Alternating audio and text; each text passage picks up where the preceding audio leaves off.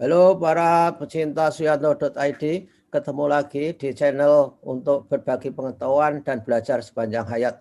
Kali ini kita akan mendiskusikan masih persoalan pelanggaran akademik yang non-plagiasi pada episode kedua. Bersama narasumber kita, Profesor Dr. Ali Saukah. Beliau adalah guru besar Universitas Muhammadiyah Kalimantan Timur, UMKT. Kita sapa dulu. Ya. Assalamualaikum, Pak Ali. Waalaikumsalam warahmatullahi wabarakatuh. Ya. Mana kabarnya Pak Yanto? Alhamdulillah, kita semua sehat walafiat. Dan untuk saat sekarang kesehatan itu adalah that's everything. Jadi nomor satu. Ya nomor satu. Dan sekarang nomor satu kesehatan, bukan duit sekarang ini. Jadi punya duit, sehat, punya duit ya. Yang baik itu ya sehat, ya punya duit gitu kali. Ya, lengkap itu. Amin. Ya, Pak Ali, kita kemarin sudah baik di dunia dan baik di akhirat. Ya, amin.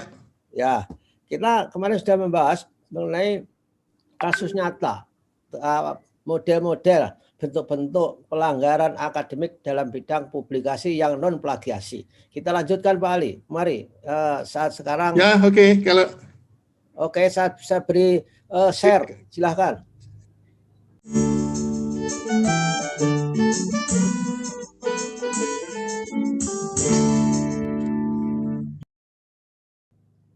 Saya saya share screen. Oke. Sebentar, saya langsung slide. Ya. Slideshow. Iya. Slideshow. Jadi sampai ini 15 kasus ini sudah sampai ke 8. Nah, sekarang kita lanjutkan ke 9. Ya, oke. Jadi sekali lagi ini konteksnya itu bagaimana agar kemudian kita paparkan ini untuk tidak dilakukannya lagi, gitu artinya. Ada unsur amar ma'ruf nahi mungkar lah gitu ya. Ya, betul. Jadi yang 9 ini menerbitkan kembali tulisannya yang pernah terbit sebelumnya dalam bahasa yang beda. Oh, oke. Itu mungkin dalam bentuk buku atau dalam bentuk artikel. Jadi kalau dalam bentuk artikel misalnya sudah terbit di jurnal dalam bahasa Indonesia, jurnal nasional lah gitu, atau sebaliknya, jurnal internasional dalam bahasa Indonesia, kemudian ditulis menjadi artikel dalam bahasa Inggris, diterbitkan di jurnal internasional misalnya gitu, ada tuntutan seperti itu, atau sebaliknya, bisa juga sebaliknya. Ini memang tergantung juga gitu mengatakannya itu. Kita juga pernah dengar kan satu karya yang kemudian diterjemahkan ke segala macam bahasa dalam banyak buku. Ya, ini juga kita dengar. Jadi sekali lagi sangat tergantung. Jadi kata kuncinya sebetulnya itu keterbukaan, ya, masalah kejujuran. Jadi kalau kemudian ini diam-diam, ya, diam-diam ditulis kembali dalam bahasa yang lain, kemudian dikirimkan ke jurnal yang lain, itu saya kira ya tidak boleh gitu. Jadi ini tidak tahu masuk ke wilayah self plagiarism mungkin ya, karena dia menggunakan tulisannya sendiri yang pernah dipublikasikan untuk kemudian dipublikasikan lagi. Jadi dari segi kode etik yang dilanggar itu selain juga berbohong bahwa pada dasarnya kan substansinya sama Pak Yanto, beda bahasa. Tapi itu bisa juga seperti ngakali penerbit. Jadi kalau sudah diterbitkan di sebuah jurnal, maka sebetulnya hak mengedarkan substansinya itu adalah penerbit. Nah, kalau kemudian itu tidak minta izin, tidak memberitahu, tiba-tiba ditulis dalam bahasa lain, kemudian dikirimkan ke jurnal lain, ya jelas ini. Jadi saya kira untuk menghindari itu caranya ya disebut. Ya, betul. Disebut dalam buku itu, disebut dalam artikel itu, dan juga memberitahu penerbit, baik itu penerbit yang tulisannya di apa yang tempat diterbitkannya tulisan awalnya maupun yang kemudian nanti akan menerbitkan itu. Jadi bisa juga ini karena substansinya bagus, audiensnya mau diperluas, ya tidak ada masalah tujuannya itu. Tapi itu tadi, sekali lagi kalau tidak ada keterbukaan, tidak ada kejujuran, itu jadi masalah. Mungkin ini masuk self-plagiarism. Ya, tapi sekarang ini peluang yang untuk ini semakin berkurang Pak Ali, karena penerbit ataupun seperti di web saya, suyanto.id itu ketika artikel dikirim, itu oleh editor selalu dicek, sudah pernah terbit di tempat lain belum. Banyak yang mengirim terbit di media sosial yang lain, nah, kita tolak. Sehingga sekarang ini semakin sempit ruang untuk melakukan ini mungkin. Ya. Pak Yanto, tapi kalau dalam bahasa lain tidak bisa loh similarity-nya dicek. Ini hanya pengakuan saja, kalau ditanya ngaku. Tapi kalau tidak ngaku, itu bahasa lain loh, bahasanya lain loh ini. Ya.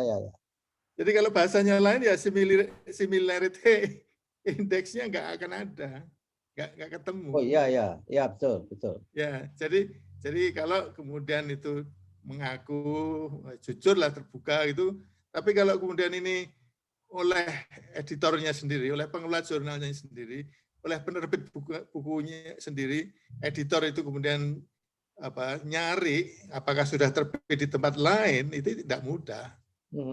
Tidak mudah itu. Karena bahasanya beda. Ya oke. Bahasanya beda. I'm sorry. Oke, tidak apa. Jadi nomor 10 ya, menyebutkan kembali atau mengutip seluruh seluruh atau sebagian tulisannya sendiri yang pernah diterbitkan dalam jurnal. Saya kira ini sudah pernah ya kita bahas ya. Dalam self-plagiarism ini. Jadi sekali lagi, sebetulnya kalau yang digunakan kembali itu adalah tulisannya yang belum pernah terbit, tidak ada masalah. Yang belum pernah terbit, tidak ada masalah. Tapi kalau sudah pernah terbit, itu yang bermasalah. Atau tulisan yang ditaruh di mana? Di tempat tertentu itu, Pak Ali? Tempat repository. Ya. Repository itu tidak ada masalah. Ya. Karena itu hanya tempat menyimpan saja, bukan menerbitkan gitu. Ya, kalau saya mengatakan repository itu hanya tempat menyimpannya lembaga gitu. Itu tidak ada masalah.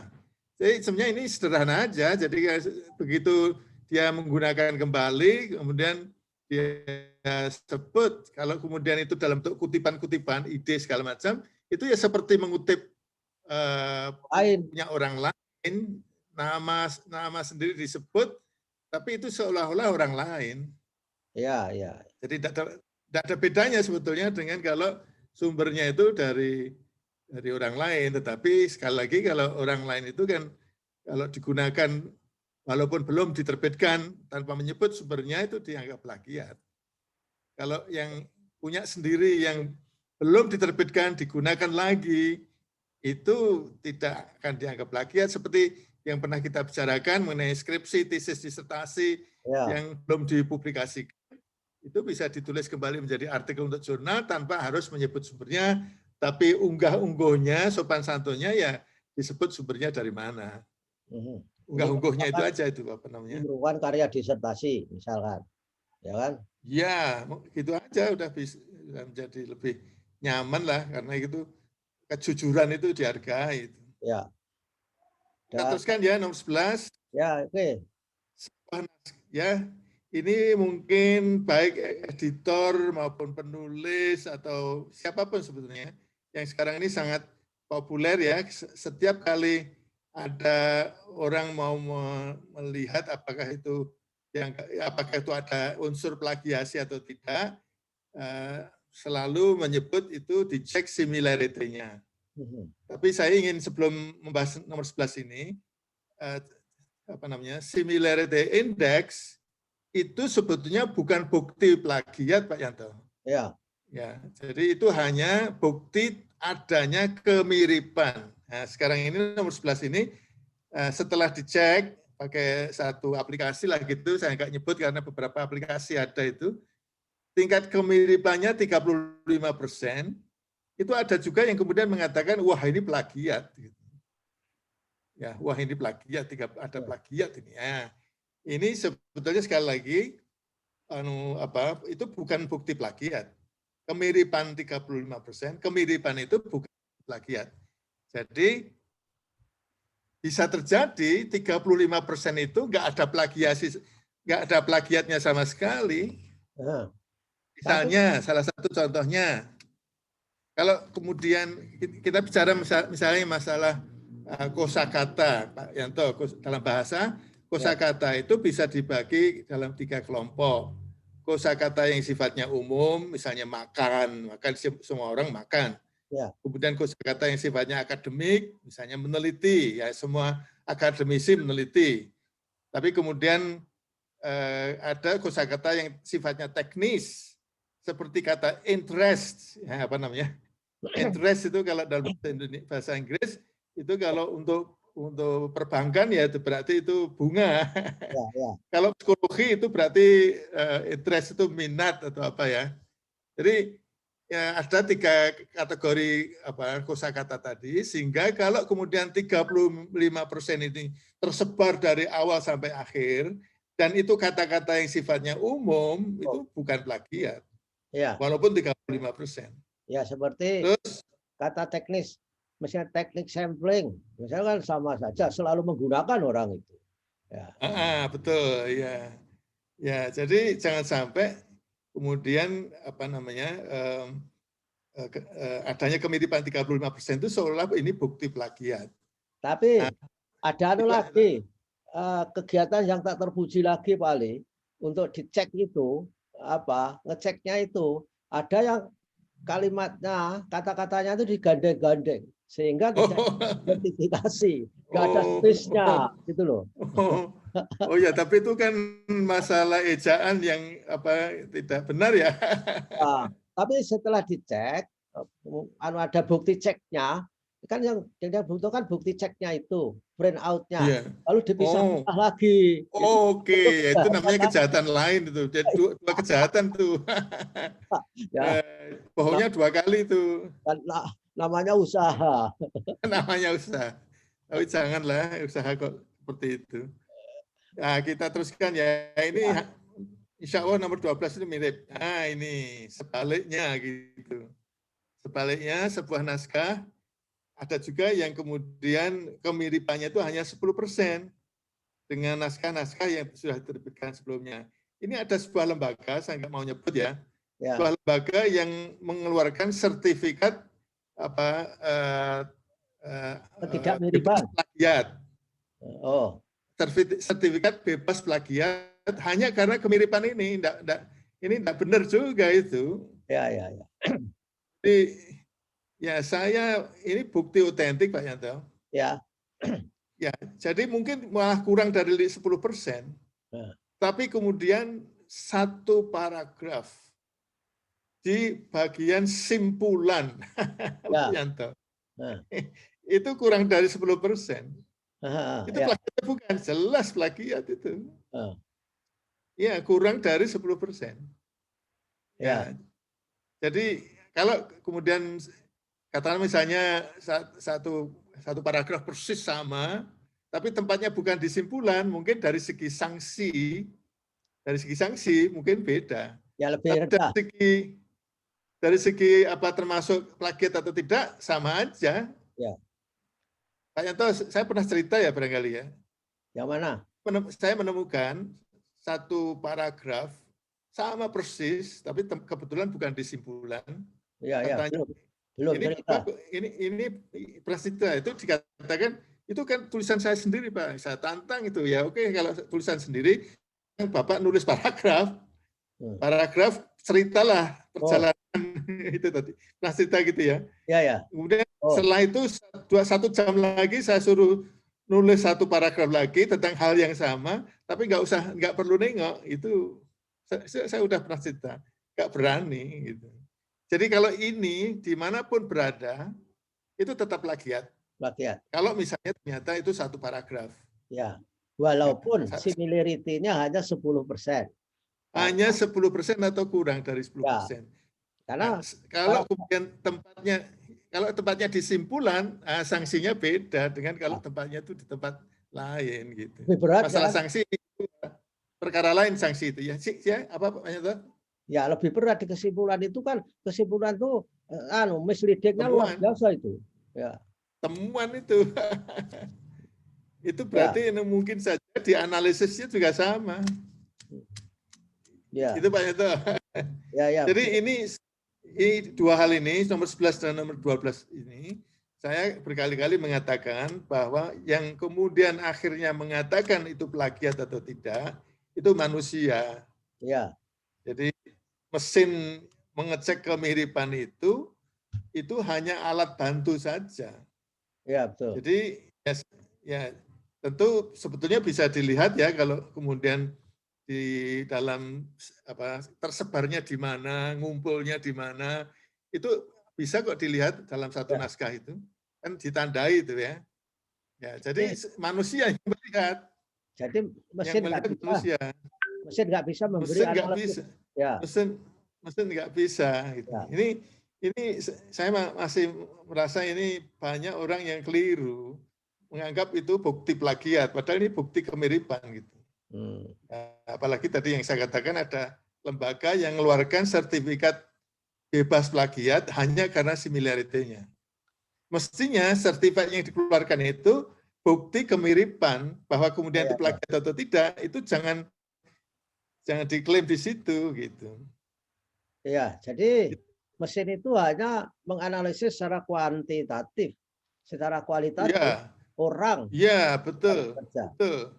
Jadi ya itu Pak Yanto yang ingin saya katakan itu, bahwa pada dasarnya menghakimi adanya plagiat itu ya kualitatif, bukan kuantitatif.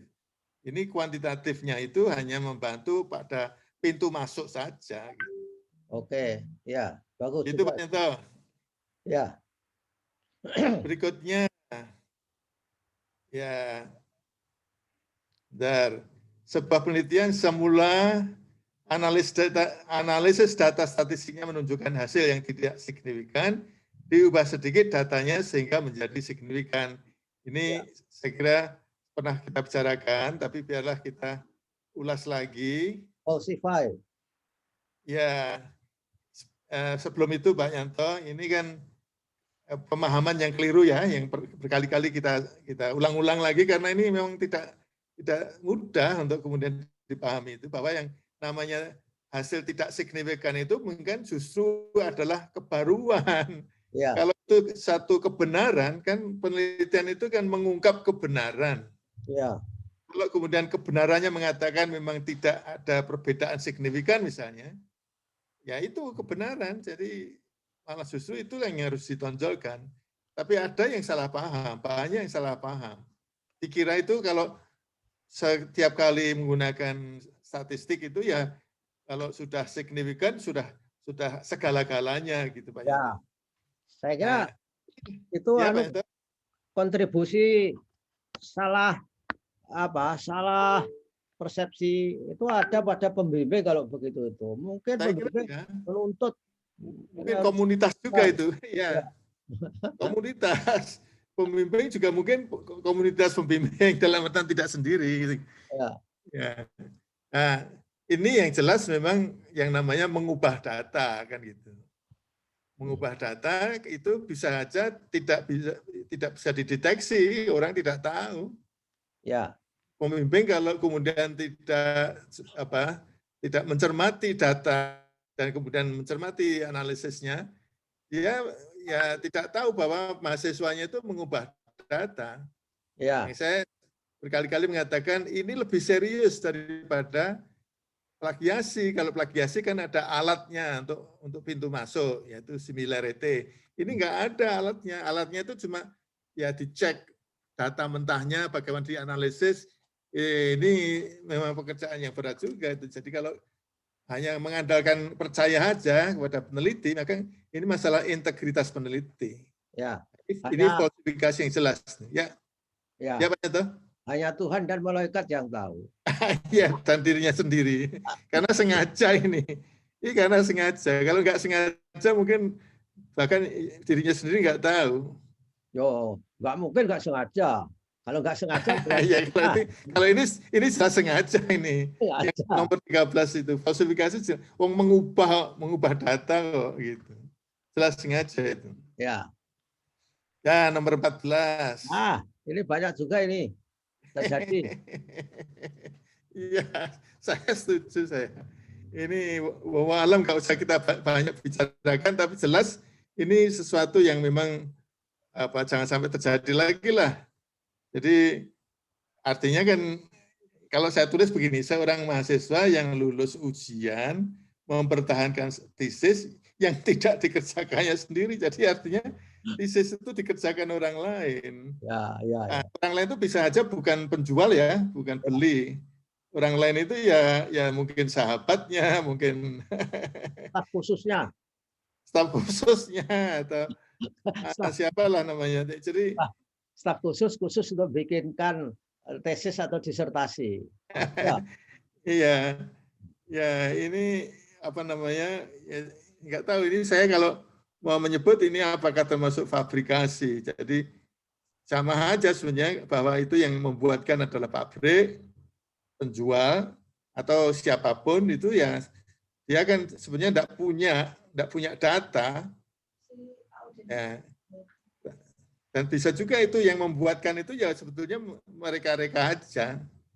Kita nggak tahu, mungkin hanya mereka-reka untuk cari gampangnya kalau ini masalahnya memang sudah diniati, itu bisa juga itu mengganti-ganti tesis atau disertasi yang udah ada Pak Yanto. Ya, jadi itu kalau begitu itu bisa juga termasuk fabrikasi yang sebelumnya tidak ada, tapi bisa juga itu data-data yang sudah ada diubah-ubah ya falsifikasi tapi kombinasi dengan fabrikasi mungkin ini. Wah, lebih kompleks nih caranya. Tapi ini kelihatannya ada saya yang tergiur dengan begini ini. Oh banyak orang sibuk, orang sibuk Bali. tapi ingin lulus itu, ingin dapat gelar gitu ya. Orang hebat, orang hebat. Orang yang sudah hebat gitu ya. Orang sudah hebat. Memang ada siapa tuh Lord Stockton siapa yang bilang power tends to corrupt, absolute power corrupt absolutely. The best people always bad people. Bilang begitu. Yeah.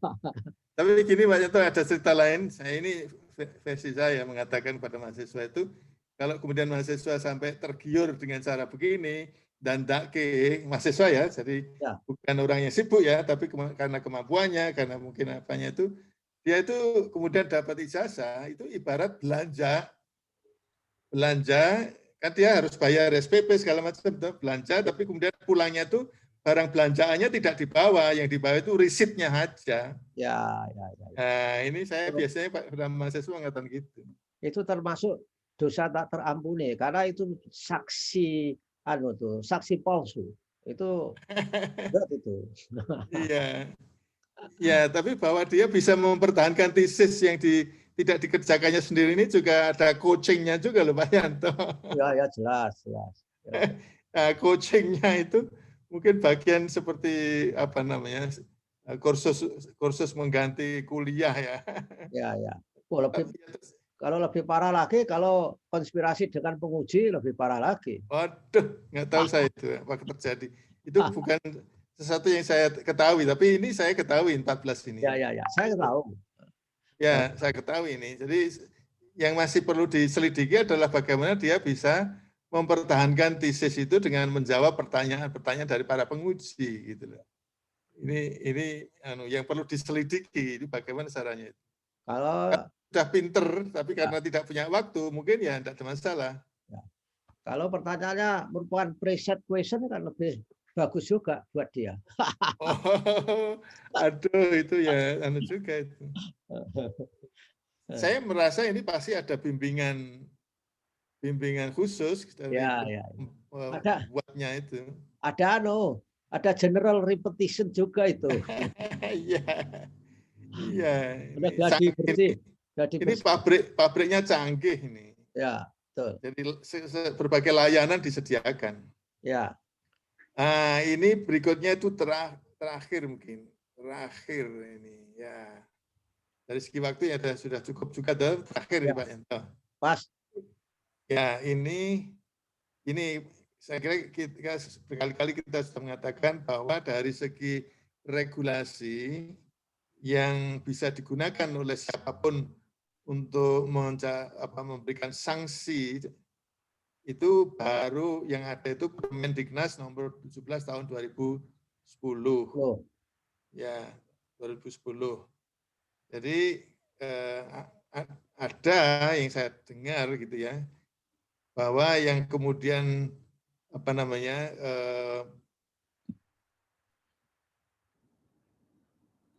plagiasi yang dilakukan ini demi hukum, tahu apa? Demi hukum barangkali ya. Tapi ini kalau masalah pelanggaran kode etik akademik itu sebetulnya irisan antara hukum dan etika gitu.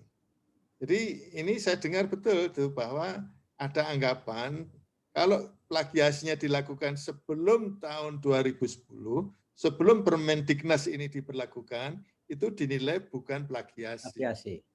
Kalau saya berpendapat itu sebetulnya masalah plagiasi itu bukan tergantung pada regulasi, itu kan tergantung pada kode etik ya, tetapi kemudian regulasi seperti Permendiknas ini sebagai dasar untuk menetapkan sanksinya.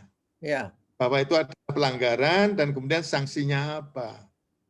Tapi ini real Pak Yanto ini yang saya tulis ini.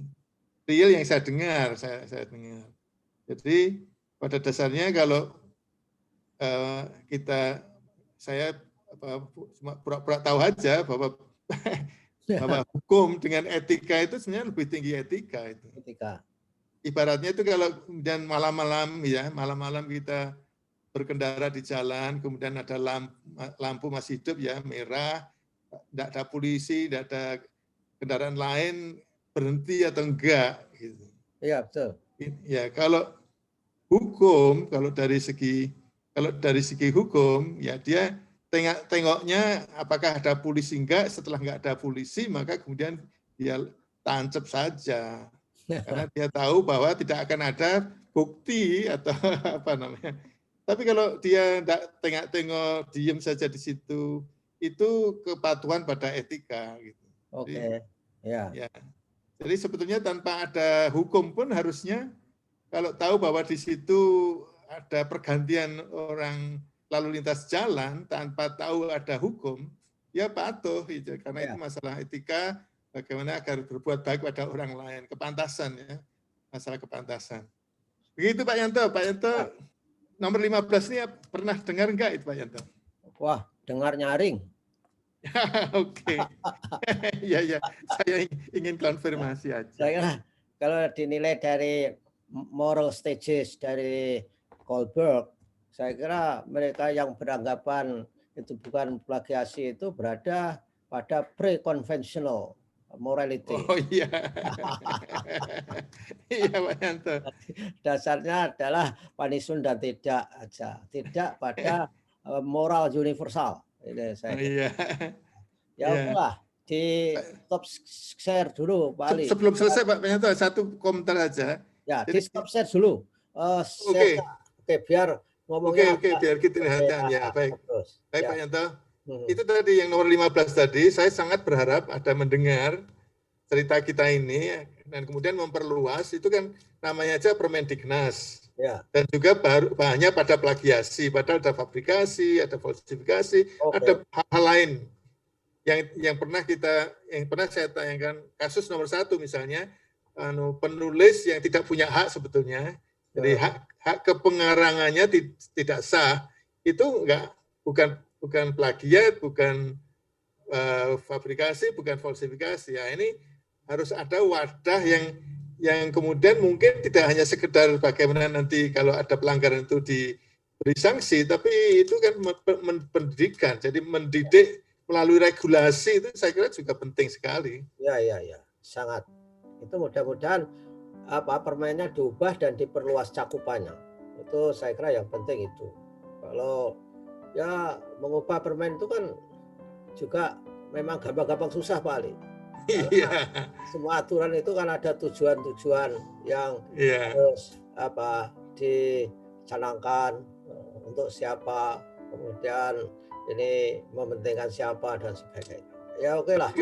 Kalau permen tentang ini permen amar ma'ruf nahi mungkar Pak Yanto, nggak ada kaitannya dengan kepentingan kelompok. Ya betul. Dan saya kira terima kasih Pak Ali, kita sudah berbincang banyak hal, dan video berikutnya, teleconference berikutnya adalah teacher research, ya kan? Insya Allah. Yang sudah ditunggu oleh pemirsa yang ada di channel ini yang sudah mempertanyakan, dan tentu akan kita lakukan. Mudah-mudahan bisa mengedukasi dan bisa meningkatkan literasi dari para mahasiswa, guru, dosen, dan siapa saja yang mau belajar sepanjang hayat. Akhirnya kita harus berpisah, Pak Ali. Terima kasih. Ya. Wassalamualaikum warahmatullahi wabarakatuh. Waalaikumsalam warahmatullahi wabarakatuh. Dengan senang hati kita teruskan dengan topik teacher research. Terima kasih Pak Yanto. Terima kasih.